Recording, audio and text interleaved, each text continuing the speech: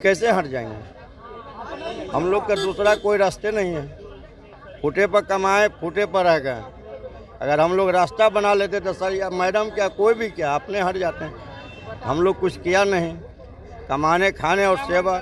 GPO गोलंबर देख रहे हैं ना, वहीं पे हम लोग की दुकान लगती है। पुराना कपड़े का कारोबार है और करीबन 50-60 साल पुराना दुकान है, समझे कि नहीं। यहाँ से करीबन 6 साल पहले क्या कहते हैं कि नगर निगम के लोग गए और वो रेड क्रॉस दुकान पे मारना शुरू कर दिया। हम लोगों ने बोला कि भाई आप दुकान हमारी तोड़ रहे हैं, तोड़ने के लिए आए हैं तो फिर व्यवस्था।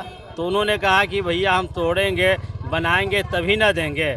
फिर उसके बाद आज तक के वो दिखाई नहीं दिए। अब आते हैं तो तोड़ने के लिए आते हैं और माल उठा करके ले जाने के लिए आते हैं। बिहार भर में और ख़ास करके पूरे पटना महानगर में फुटपाथी दुकानदारों को अतिक्रमण के नाम पर लगातार उनको हटाया जा रहा है।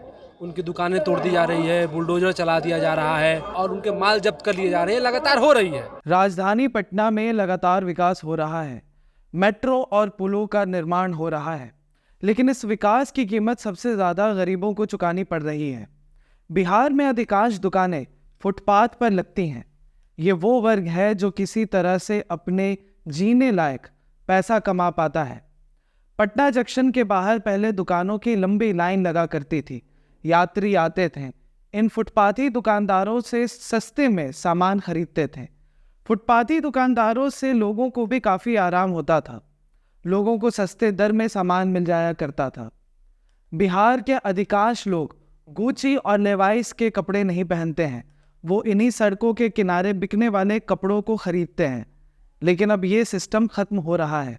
फुटपाथी दुकानदारों की रोजी रोटी छीनी जा रही है, वो भी बिना किसी वैकल्पिक व्यवस्था के। लोगों की दुकानों को सड़कों से उजाड़ा जा रहा है। फुटपाथी दुकानदार संयुक्त संघर्ष मोर्चा के बैनर तले सैकड़ों दुकानदारों ने बीते दिनों पटना नगर निगम के दफ्तर के बाहर धरना दिया है।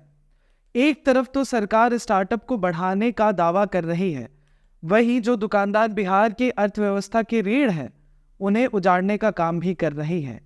देखिए हमारी ये ग्राउंड रिपोर्ट।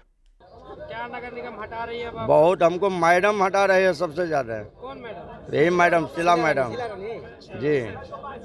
और हम लोग आज से नहीं हैं और शीला मैडम हमको आज से नहीं जान रही है, 40 साल से जान रही है।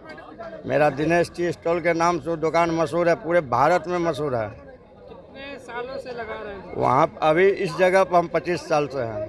15 साल हम दूध मार्केट रहे। वहाँ जब उजर पुजर गया, कचरा हो गया ज़्यादा, तो हम लोग ई पट्टी आ गए। 98 में ई पट्टी आए। जिस जगह पर हम लगाए हुए हैं अभी भी वो जगह का कोई काम सरकार को नहीं है। अगर काम है तो हम लोग को ओके करके नाप के दे दे, हम लोग उसका मुआवजा देंगे। जो सरकार कहेंगे वो चीज़ हम लोग देने के लिए तैयार है। फुटपाथ पर सिंगाड़ का दुकान बहुत ज़माने से, हमारे बाप दादा घोड़सवार चलता था उस ज़माने से है। अच्छा, तो जीपीओ गोलंबर का वहाँ रेलवे गुमटी था, वहाँ पहले कुछ नहीं, पहले रेलवे फाटक था। अभी वहीं पर हम लोग लगाते थे। 2019 में हमने पटना हाई कोर्ट में केस किया। जिस समय पटना महावीर मंदिर के पास दूध मंडी टूटा था, उस समय यही डीएम साहब और ने जाके दूध मंडी तोड़ा था, रवि कुमार ने। और नीतीश कुमार जी ने कह दिया था कि हमको कहाँ है पटना जंक्शन पे दूध मंडी, वो हमें पता ही नहीं है दूध मंडी कहाँ। तो हमने डीएम साहब के पास गए तो डीएम साहब कहे कि नहीं लगेगी दुकानें। तो 2019 में हमने केस किया। केस का डिग्री 20 में आया और 20 के बाद आज तक सरकार हमको कोई हाई कोर्ट के आदेशानुसार कोई भी वैकल्पिक व्यवस्था नहीं दे पाई और ना अस्थाई कर पाई। सरकार तो कुछ करती नहीं है, सिर्फ छीनना जानती है। हटाया ही नहीं जा रहा है, बल्कि हमारे सामान को जब्त करके चोरी करवा दिया जा रहा है। हमारे सामान को जो सामान होता है जिस पर हम दुकान लगाते हैं उसको तोड़ दिया जाता है और जब हम वापस मांगने जाते हैं तो हमारा सामान वापस नहीं किया जाता। हमारे से दरखास्त लेकर के, आधार कार्ड लेकर के भी नहीं दिया जाता है। इसी की लड़ाई है कि आखिर आप हमारे सामान को तोड़ते क्यों हैं और हमारे सामान को जब्त करते हो तो उसका सूची क्यों नहीं बनाते हो। तो सबसे बड़ी बात यह है कि सरकार के तरफ से है ना, पीएम स्वनिधि के तरफ से क्या कहते हैं कि लोन भी मिलता है और उसी लोन के पैसा से जब हम लोग माल खरीदते हैं तो नगर निगम उसी माल को उठा करके निगम में लाके रख लेते हैं।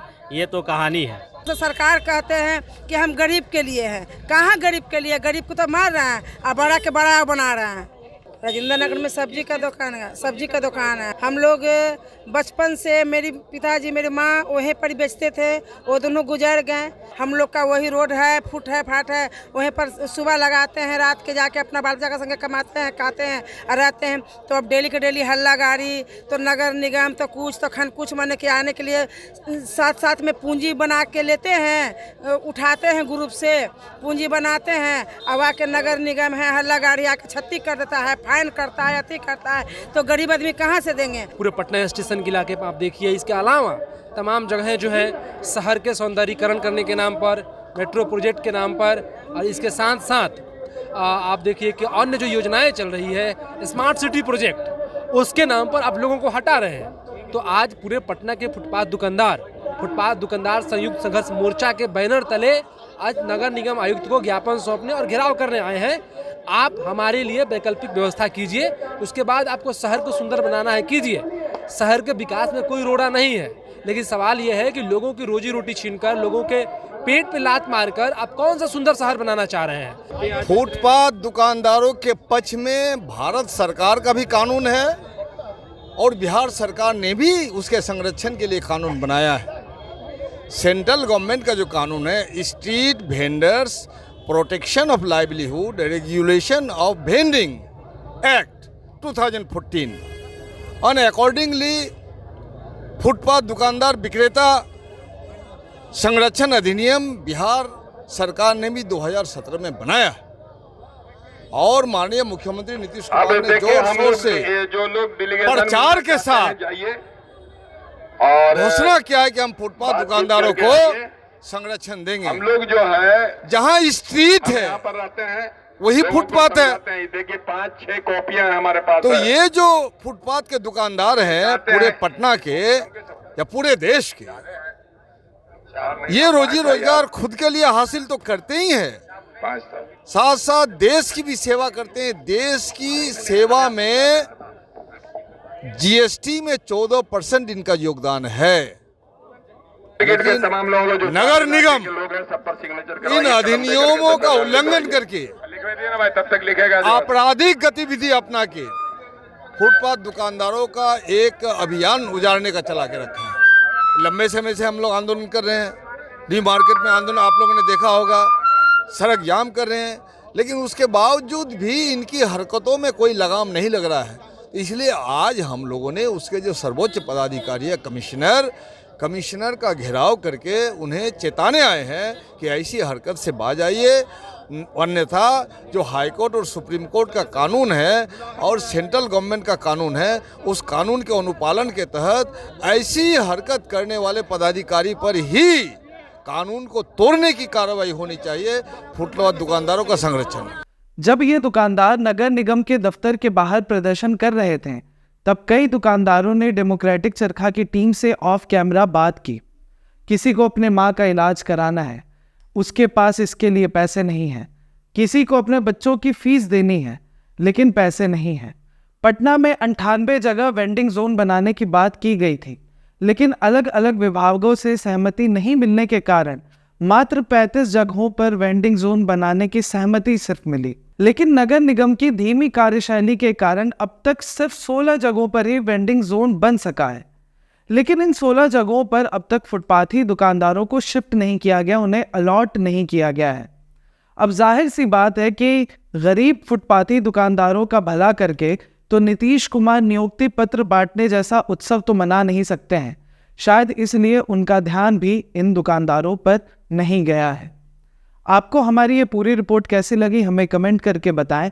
साथ ही इस तरह की स्वतंत्र पत्रकारिता में हमारा सहयोग करें। डिस्क्रिप्शन बॉक्स में आपको हमारी बैंक डिटेल्स मिलेंगी। आप हमें आर्थिक सहयोग ज़रूर करें। धन्यवाद।